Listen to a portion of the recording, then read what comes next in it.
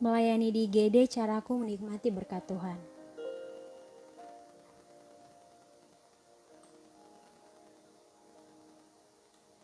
Ketika himbauan bekerja dari rumah dikeluarkan, aku dan beberapa temanku memilih tetap tinggal di asrama kampus. Kami tidak pulang kampung dan menyiapkan diri untuk menjadi relawan di rumah sakit jika sewaktu-waktu tenaga kami dibutuhkan. Karena jurusan kuliahku adalah keperawatan, dengan menjadi relawan, aku bisa belajar dan mengaplikasikan ilmuku bagi masyarakat. Aku sudah memikirkan dan mendoakan kesempatan menjadi relawan sejak Desember 2019 lalu. Saat virus corona masih berepisentrum di Tiongkok, keluargaku menghimbauku pulang saja karena ada tiket murah. Tapi aku menolak. Meski aku sehat, aku tak mau jadi agen penularan. Apalagi di rumahku ada kakek dan nenekku, juga tante dan pamanku yang punya riwayat sakit gula. Mereka beresiko terkena COVID-19. Aku terus memikirkan dan mendoakan hal tersebut hingga di Februari. Aku menjalankan praktik klinik untuk mata kuliah pengayaan di salah satu rumah sakit yang kini menjadi tempat rujukan bagi pasien COVID-19. Pergumulan untuk tetap tinggal. Meski aku punya passion untuk melayani dan mengaplikasikan ilmuku, tapi dikala aku berdoa, aku melihat betapa pandemi ini mengerikan. Virus tak kasat mata ini telah merenggut ribuan nyawa, baik itu masyarakat umum dan juga tenaga kesehatan. Apakah Tuhan mau membawaku ke sini untuk mendidikku atau supaya aku mati karena pandemi ini? Gumamku. Tapi suara dalam hatiku segera menyentakku. Hei, di mana kepercayaanmu? Tidakkah kau ingat kebaikan Tuhan selama ini? Pandanganku lalu tertuju kepada rerumputan. Aku ingat firman Tuhan di Yesaya 48 dan 1 Petrus 1 ayat 24-25 yang mengatakan, betapa fananya manusia di hadapan Allah Sang Pencipta. Kita seperti rumput, ada hanya sebentar, lalu layu. Namun, meski hidup kita fana, disinilah Tuhan berkarya. Melalui hidup kita, Tuhan ingin agar orang lain pun beroleh sentuhan kasih-Nya. Di minggu pagi setelah ibadah, kulihat langit cerah. Angkasa berwarna biru dari biasanya. Tiupan angin menerpaku. Lagi-lagi aku merasa seperti dibisikkan. Tuhan sungguh mempedulikanku. Tidakkah itu luar biasa? Allah Bapa sungguh mengasihimu. Sore harinya, saat kupandang langit senja, lagi-lagi aku teringat firman Tuhan yang berkata, bahwa Allah sungguh mengasihi kita. Aku mengasihi engkau dan kasih yang kekal. Sebab itu, aku melanjutkan kasih setiaku kepadamu. Yesaya 31 ayat 3. Dengan kasih yang kekal. Ya, segala benda langit diciptakannya, juga dipeliharanya.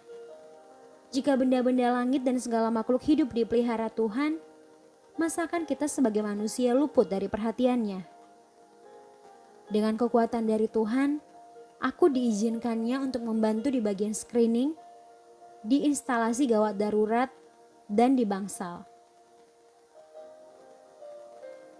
Aku membantu setiap pengunjung mengisi formulir pernyataan kesehatan yang menyatakan bahwa mereka tidak memiliki gejala dari COVID-19. Apabila ada salah satu dari gejala dan faktor pendukung lain, seperti riwayat kontak dengan orang terduga COVID-19, maka orang tersebut harus mengecek kesehatannya di klinik umum dahulu.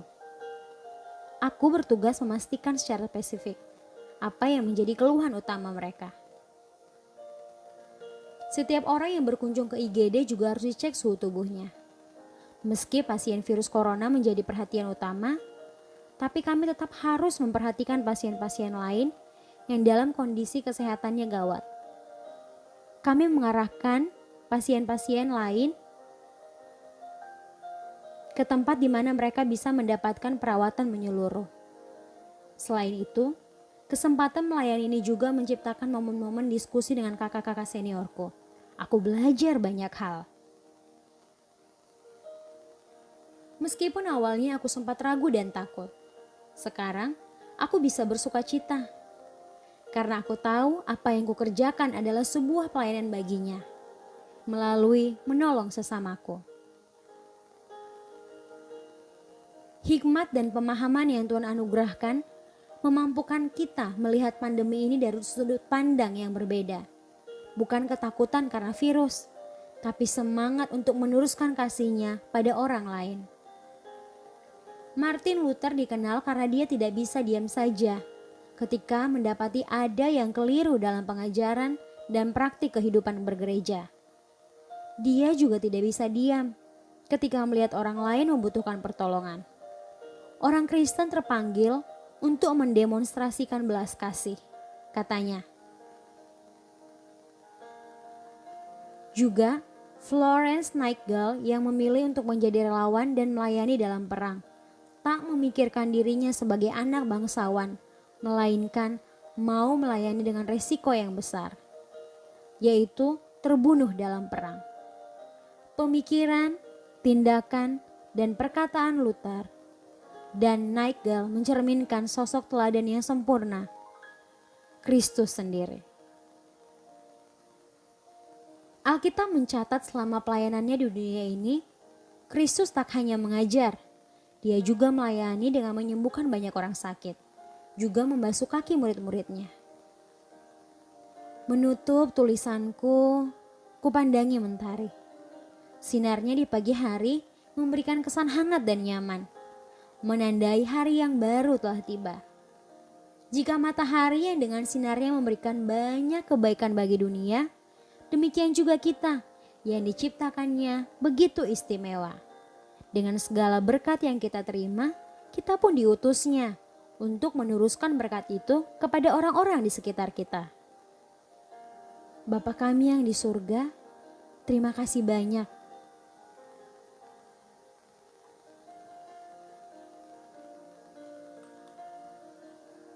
Seringkali kita sebagai manusia ingin melupakan masa lalu, entah karena dosa, kesalahan, dan kegagalan kita.